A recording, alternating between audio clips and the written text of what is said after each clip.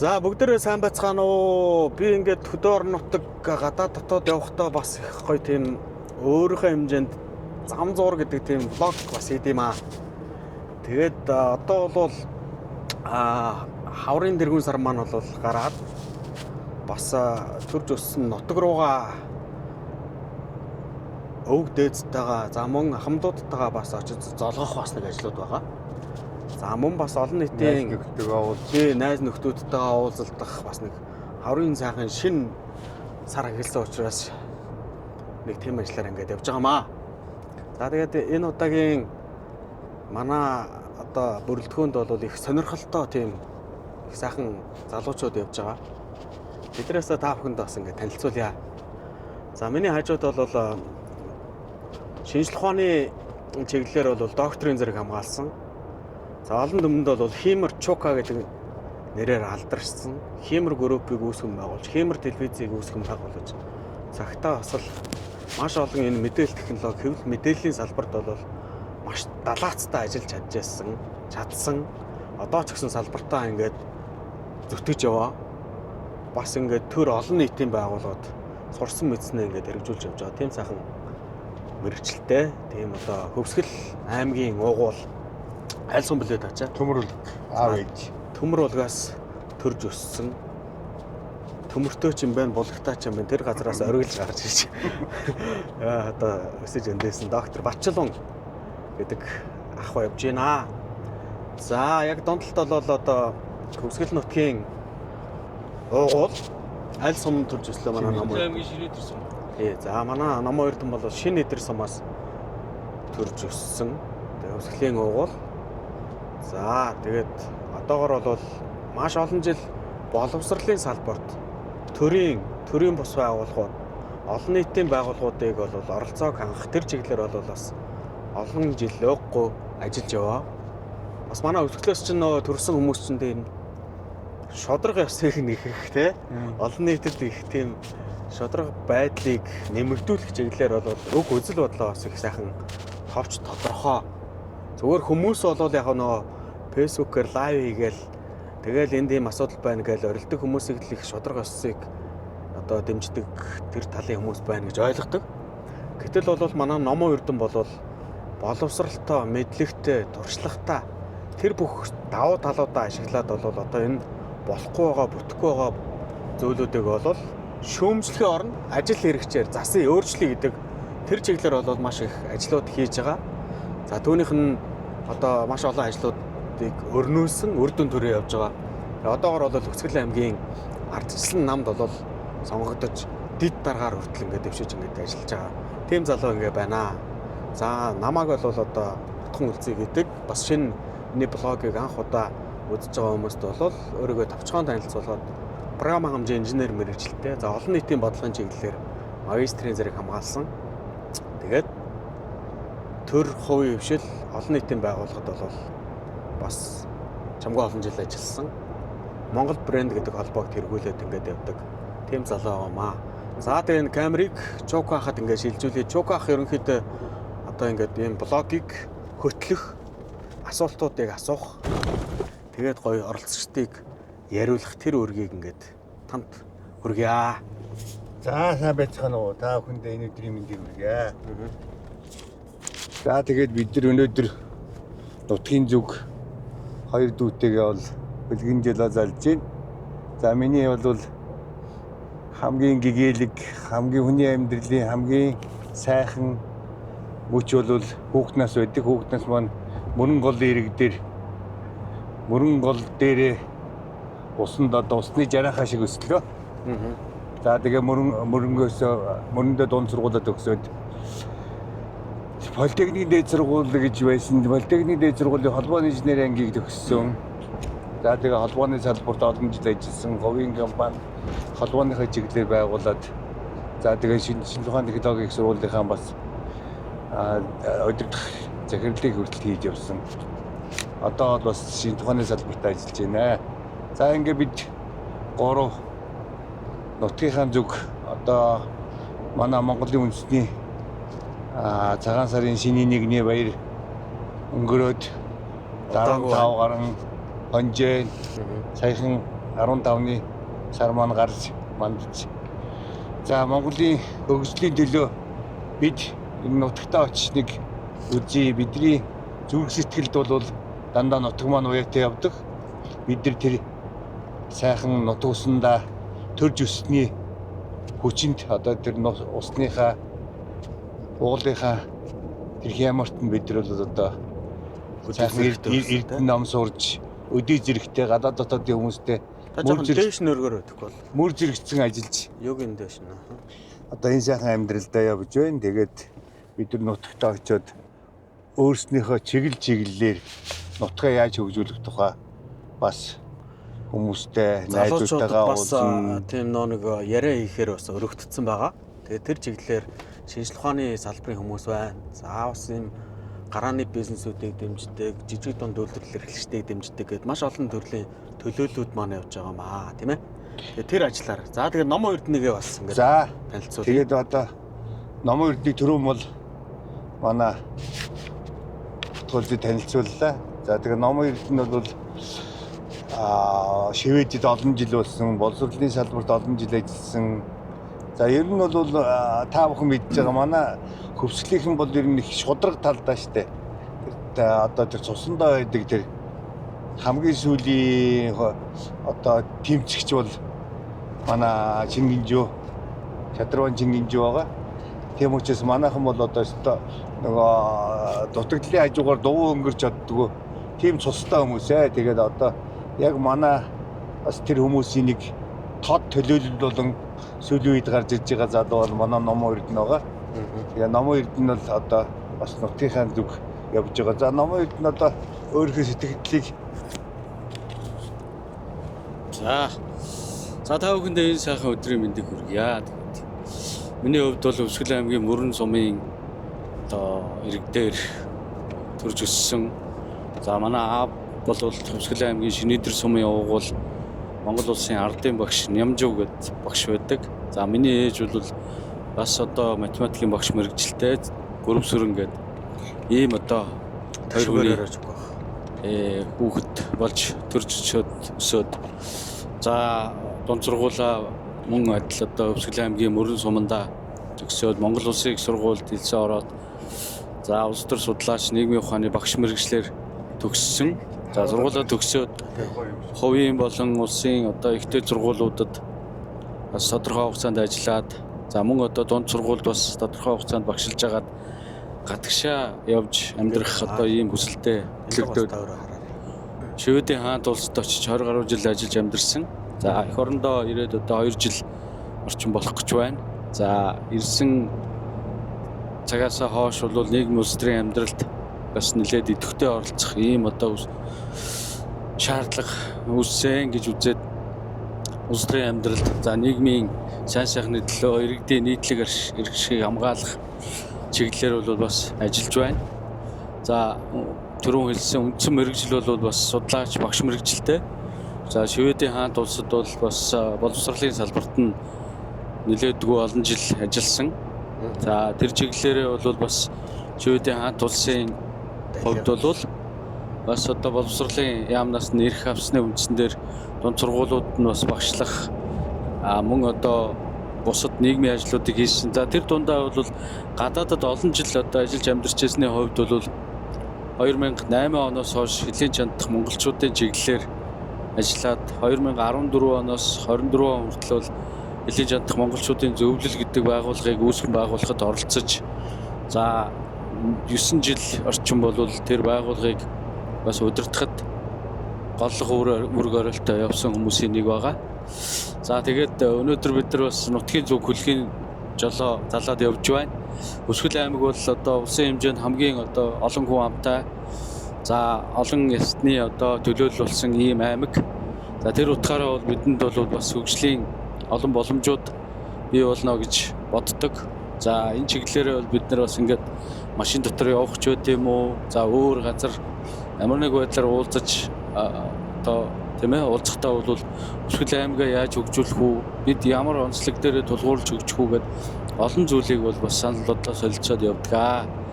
Өвсгөл аймгийн хувьд бол бүгдээрээ л одоо аялал жуулчлалын бүс нутаг гэж ярьдаг. Тэн дээрээ тулгуурлаж хөгжинэ гэж ярьдаг.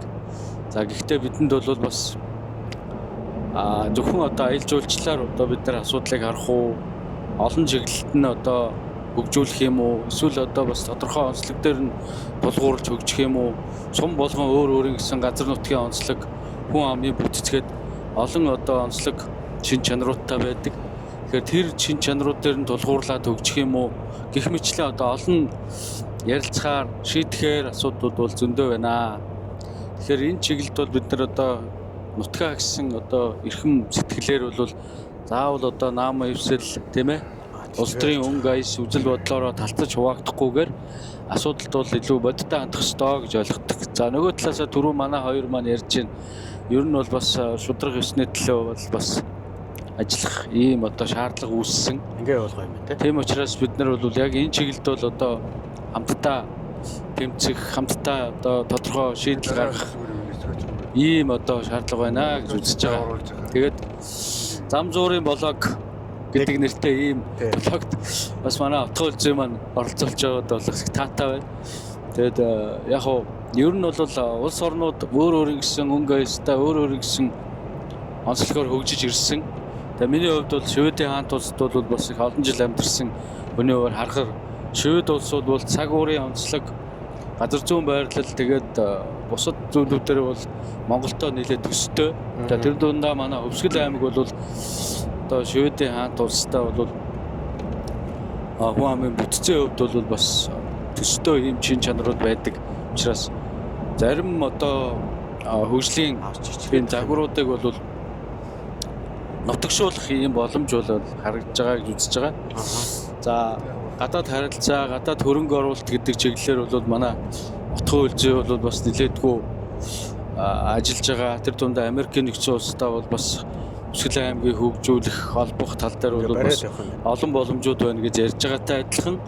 Миний хувьд бол бас Швед болон одоо тэр дундаа Скандинавийн орнууд одоо умардын загвараас бид нар бол бас тодорхой асуудлуудыг авч хэрэгжүүлэх боломж байна гэдэг нэг ийм одоо юу гэдгийг санал шийдэл бол бас байдгаа. Харсан мэдсэн 20 жил амьдэрсэн байна штэ. Хоёлаа ингээ харилцаад байваа гуруулаа тийм ээ. Ер нь ингээд нөө ийм сайхан замд ингээд явж байхад зарим үедээ онь гойч ярьдаг, зарим үедээ хөөжилтөө, зарим үедээ дуу сонсдог, зарим үедээ ингээд дуугаа яагаад явдаг штэ. Тэгээд тийм болох дээр гуруулаа сайхан brainstorm гэж ярьдаг штэ тий. За байнга л болоо гэхлэнгүүтэл бараг л өвсгөлөө яаж хөгжүүлэх вэ одоо Монголоо яаж хөгжүүлэх үү гэх юм бол бас жоохон хүнд сонирхолтой гуруулаа нэг тийм хинээтэй хүмүүс харагдгооч магадгүй. Тийм болох дээр байгаа энгийн сайхан дундуур нь зарим үедээ тий байраа тий тэгж явъя гэж бодож байгаа шүү. Тэгээд найз нь бас асуултууд асууя. Би бас хэвлэл мэдээллийн салбарт олон жил ажиллаж байсан.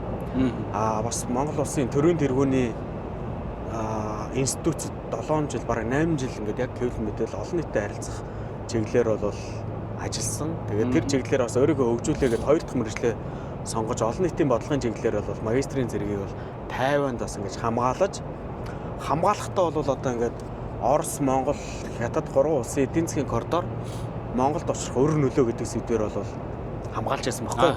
Тийм. Тэгэхээр яг ингээд судалгаа хийгээд судлаач болоод тэр диплом хамгаалах юм бол маш их хөч хөдөлмөр оюуны тийм ээ? Тийм зүйл бол гардаг. Тэгээд та бол 20 жил Шведийн хаант улсад бас ингэж ажиллаж амьдраад тэн дотроо тэр сургалтуудыг нөгөж сертификат аккредиташныг нь хамгаалаад би ойлгохдоо бол хай скулд одоо ингээд эхэлж багшилж байгаа сүүлдээ бүр тэр сургуулаа удирдах те захирлаар нь ажилласан гэж сонсч байсан. Энэ зөв яаж тэгж одоо ажиллаж хөдөлмөрлөж тэнд хүрваа тэр чиглэлээс сонирхуулаач те.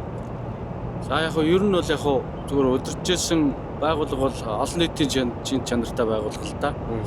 Тэгэхдээ ерөнхий одоо чиглэл нь бол одоо юу гэх олон нийтэд чиглэсэн үйл ажиллагаа, хүүхдэд чиглэсэн үйл ажиллагаа, за бусад одоо чиглэлийн үйл ажиллагаануудыг зохион байгуулах, за бусад байгууллагуудтайгаа хамтарч одоо дэмжиж оролцох гэх мэт одоо тэр чиглэлийн ажлуудыг хийж ирсэн. Шведийн бас нэг онцлог нь юу гэхээр төр одоо бүхнийг хийгч биш, бүхнийг одоо санаачлагч биш.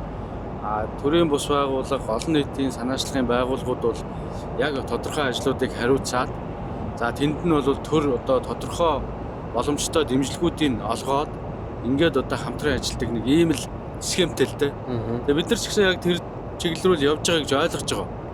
Ер нь бол одоо ингээд төр бүх юмд оролцоол тийм ээ бүгдийг ингээд зохион байгуулаад өөрийнхөө харийн хамааралд байлгаад ингээд яваад ах нь бол одоо юу гэдгийг нөгөө л бидний нөгөө чөмжилдэг тийм ээ диктатур гэдэг юм уу одоо юу гэдгийг төрөл одоо бүхнийг шийддэг нэг ийм байдлаар бол эргээд орчих ийм эрсдэлтэй.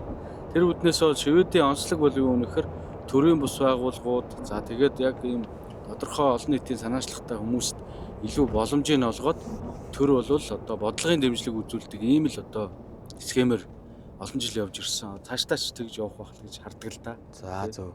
Тэгэхээр яг тэр газар нь бол суралцж судлаад тэндээс олсон мэдсэн санаануудыг бас Монголын хөрсөн дээр л буулгая гэдэг дээр л бас ингээд хавцуулсан судалгаагаа нэг хэлбэрээр ярьж авч байгаа шүү дээ. За доктор Барчулуу ахын хувьд яг ямар сэдвээр та докторийн зэрэг хамгаалваа? Тэгээд бас одоогоор ямар чиглэлүүдээр судалгааны ажлууд юу хийгдэж байна? Тэр чиглэлүүдээрээс бас хуваалцаач. Тэгээд влогийг бас их удаан маш их удаанаар бас хийхэд бол төдийлөн заримдаа ингээд нөгөө ядаггүй тийм болох төр хэдүүлээ зам зуур влог 1 2 3 гэдэг ингээд төрхий явал сонирхолтой байж магадгүй. Тэгээд эхний үед бол сая бол би нэгээ сайхан танилцуулсан тийм влог болж байна. За би бол одоо яг шинжлэх ухааны докторийн нэг их сургуулиудын шинжилэл институтын хоорондохын загвар гэдгээр хамгаалсан. Одоо манай их сургуулиуд 45 онд жишээнд дэлхийн том их сургуулиуд MIT, Harvard энэ сургуулийн хэмжээнд бид хэдэн онд хүрч чадах вэ гэсэн судалгааны чиглэлээр хамгаалсан. За одоогор бол би инновацийн дэлхийн инновацийн байгууллага инновацийн талаар судалгаа хийж байна. Ер нь бол Монгол улсын эдийн засаг одоо ер нь 15 их найдын хэмжээнд очиж тулж байгаа. Энэс цаашаа тэлэх гэхээр одоо тэлэх боломж нь бол инновац хийх хэрэгтэй. Бүх салбартаа инновац оруулж ирж инновац хийх хэрэгтэй. Энэ чиглэлээр хийж байгаа. За одоо бид нар бол бас ингэж товчхон танилцуулчлаа. Дараагийнхаа блок 2-т бид нар бол одоо хөгжилтэй онигоо сэдвээр хэлнэ гэж бодож байна.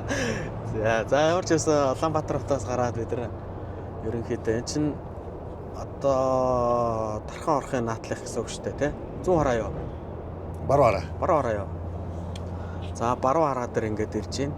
Тэгээ ном уурдан маань болох тэр Шведийн хаан тусаас хурж ирэнгүүтээ бас ингээд тэр олон нийтийн сая одоо ярьсан. Тэгээд хамгийн сүүлд ингээд нэг хийсэн 3 ажил нэрлэгч. За би бол юуг сансан гэтэр дөнгөж сайхан бол Монгол улсын ерөнхий сайд Гомбочгийн Зандан шатрал дарга маань бол юу гэж хэлсэн бэ гэхээр одоо Номон Эрдэнэ гэдэг Монгол улсын иргэн өргөдөл гаргаад тэгээд тэр өргөдлийн дагуу хүсэлт гаргаад ди парламент гэдэг парламентын их хурлын одоо хилцүүлгийн эндэр дээр таны санаачилсан тэр хөтөлбөр өргөдөл хүсэлтүүд нь хилцэгдээд 100 хэдэн мянган хүний хилцүүлээд тэгээд их хурлаар анх удаа хийгдэх нөө сонсгол болж ингэж яасан анх удаа хийгдсэн нэг тим юм яригдсан би зүгээр мэдээ харж байгаа тайлт нэг тим юм харсан яг тэр ямар учиртай юу болов яав вэ гэдэг талаар мэдээлэл өгөөч. За тэр бол ер нь бол Монгол улсын холбогдох хуулиудад газрын тухай хууль, гадаадын хөрөнгө оруулалтын тухай хуулиуд бол гадаадын иргэд бол одоо газрыг 100 жилээр эзэмших ашиглагтай холбоотой ийм хуулийн заалт байсан. За энэ хуулийн заалтыг бол туслах ёстой юм байна. Ягаад тэгэхээр Монгол улсын иргэд нь өөрсдөө нэгдүгээр газраа олж авч чадахгүй байна. За хоёрдугаарт нь бол гадаадын иргэнд одоо Монгол улсын иргэдээс илүү одоо давуу эрх олгож байгаа нь бол бас болохгүй байна гэдэг үүднээс ди петишн буюу одоо ди парламент дээр энэ хуулийн төсөл санаачлах ажлыг бол санаачилсан. За тэгээд нэг 7 хоногийн дотор үндсэндээ бол 100 мянга гаруй иргэд саналаа өгсөний үндсэндээр өнгөрсөн одоо энэ парламентын өмнөх шүү. Парламент дээр бол газрыг одоо гадаадын иргэнд 60 дээр нэмэх 40 буюу 100 жилээр ашиглах эзэмших энэ хуулийн заалтыг бол Монгол улсын аль ч хуулинд одоо байхгүй болгож цуцлсан ийм асуудал байсан юм аа. За яг хувь хүнийхээ үднээс ярих юм бол ер нь бол газар эзэмших ашиглагтай өмчлөгтэй холбоотой асуудлаар тэр дундаа Хөвсгөл аймаг дээрх асуудлаар бол бас нилээдгүй одоо ажлыг бол одоо өөрөө болон бусад хүмүүстэй хамтраад одоо хууль бус асуудлуудыг бол хууль хяналтын байгууллагад өгөөж шалгуулж байгаа. За яг хуу дараагийн нэг хийж байгаа ажил юу гэхээр би бас Монгол Улсын их сургуулийн төгсөгч. Одоо бол Монгол Улсын их сургуулийн агсан төвшөнд суралцж байна. За судалгааны сэдэв бол одоо түрүүн хэлсэн элийн чандад байгаа иргэдийн асуудлаар буюу диаспора чиглэлийн асуудлаар бол олон жил одоо ажилласан хүний хувьар энэ чиглэлээр бол судалгааны ажил хийгээд за ер нь бол одоо зэрэг хамгаалахаар одоо суралцж байна. Докторант гэсэн үг шүү дээ. Докторант докторант чиглэлээр. Тэгвэл одоо нэг доктор, хоёр докторанттай явж шүү. Докторд бол одоо бас ясна. Эрдэм шинжилгээний одоо ажлын гэдэг бол бас нэлээдгүй цаг хугацаа хүч хөдөлмөр маш их олон юм шаарддаг гэдгийг бол мэдэрч байна. Тий. Одоо ямар ч байсан одоо энэ ажлынхаа хард гарнаа л гэж бодож байгаа. Яг нь ер нь бол гадаад байгаа иргэдийн эх орондоо одоо оруулж байгаа хувь нэмэр цаашдаа ер нь ямар чиглэлээр хамтарч ажиллаж болох юм гэдэг дээр бол илүү одоо шийдэл санал боловсруулах ийм судалгааны ажил хийж байгаа л гэж ойлгож байгаа. Маш чухал сэдвээр л одоо ажиллаж байгаа юм байна. Одоо отгоо үлзий бол бас өөрөө гадаадд суралцж төгссөн гадаадд одоо амьдарч ирсэн хүний хувьар бол тэнд ажиллаж амьдардаг хүмүүсийн тий одоо бэрхшээл зовлон гэхээр арай биш юм аа. Би зовлон гэж ярих хайрыг дургу. Тий бэрхшээл, саад тэгээд тийм ээ одоо сайн сайхан зүйлүүдийг бол бас боломжууд ч тий боломжууд их байдаг.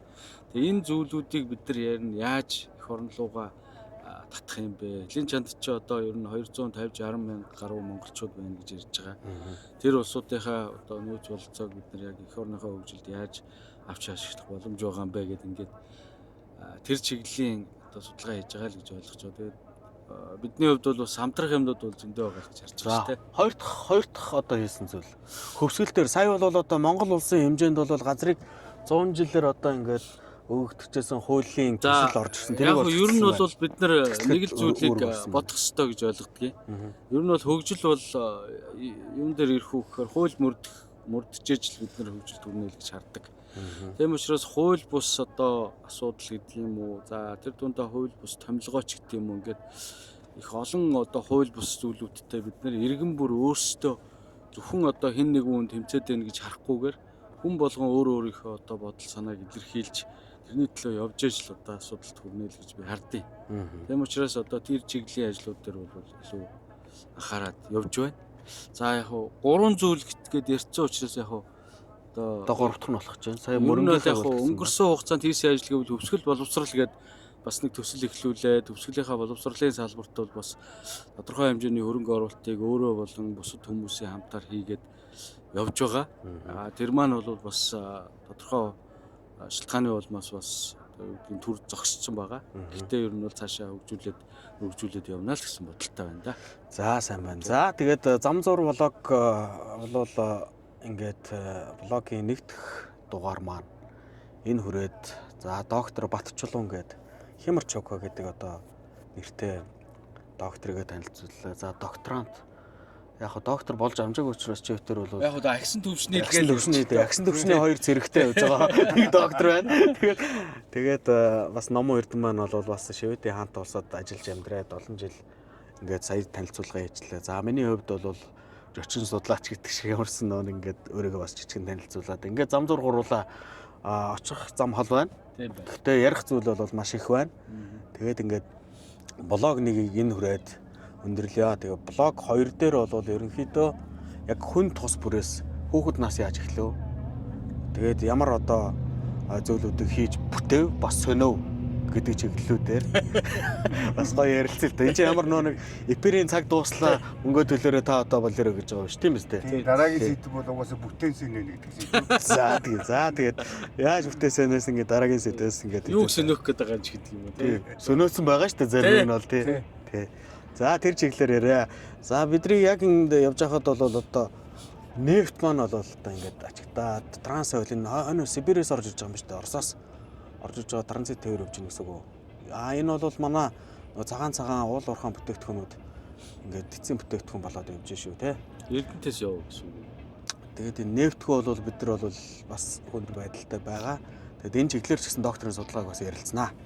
За тийм байна. Дараагийн блог дээр уулзцгаая. За жараа бачаа.